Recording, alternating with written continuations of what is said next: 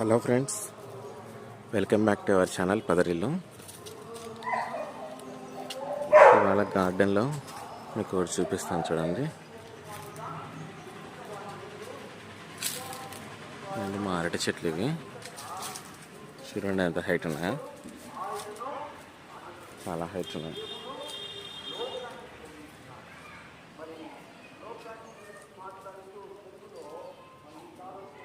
చూడండి, అరటి గెల కాసింది అనమాట, పెద్దది. అది చూపించడానికి వీడియో తీస్తున్నాను.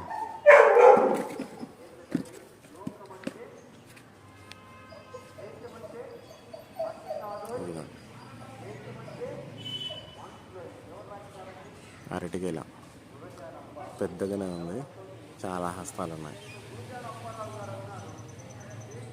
ఇది ఇంకా నాకు తెలిసి 1.5 to 2 months పట్టచ్చు అన్నమాట. 2 monthsలో వచ్చేస్తుంది, మాగిపోతే మనం పీకచ్చు. ఇప్పుడు మనం ఏం చేయాలంటే, ఈ కింద ఫ్లవర్ చూస్తున్నారా, అక్కడి వరకే మనకు అరటికాయలు అనేటివి వచ్చాయన్నమాట.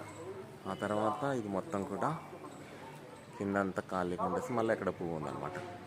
ఇంకా ఇక్కడ నుంచి నిలబడదు ఆ పూత, మొత్తం రాలిపోతూ ఉంటుందన్నమాట. బట్ మనం అది అలాగే ఉంచేస్తే పైన అనేటివి అరటిపళ్ళు పెద్దగా అవ్వడానికి, అవి మనకి పీకడానికి టైం పడుతుందన్నమాట, చాలా లేట్గా అవుతుంది. అదే ఇది కట్ చేసేస్తే కొంచెం త్వరగా అవి లావ్ అవ్వడానికి ఉంటుంది, మాగడానికి అవకాశం ఉంటుంది, మనకు తొందరగా పీకడానికి ఉంటుంది అన్నమాట. సో మనం ఇప్పుడు ఏం చేస్తామంటే, ఈ పువ్వు అనేది పీకేస్తామన్నమాట. ఇదేం పడేయాల్సిన అవసరం లేదు. ఇది చాలామందికి తెలిసే ఉంటుంది, కొంతమందికి తెలిసి ఉండకపోవచ్చు. అది తాలింపులాగా చేస్తారనమాట. ఫ్లవర్ అంతా ఒలిచేస్తే లోపల కొంచెం కాడలాగా ఉంటుంది అనమాట.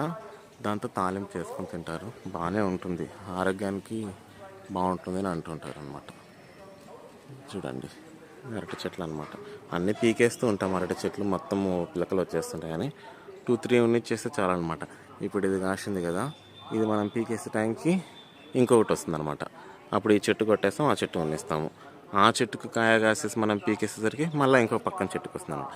అలా ఒక 3-4 మొత్తం అరటి చెట్లు మాత్రమే ఉన్నిస్తాం అనమాట. మిగతా అన్నీ కూడా కట్ చేస్తాం. అది ఇప్పుడు మీకు కట్ చేసి చూపిస్తాను.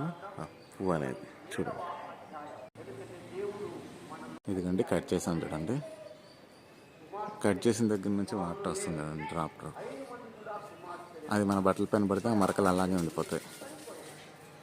మనకి చర్మం పైన పడినా కూడా ఒక మంగులాగా మచ్చలాగా వచ్చేస్తుంది, మళ్ళీ బంకలాగా అవుతుంది అన్నమాట. క్లీన్ చేసుకోవడం కష్టం.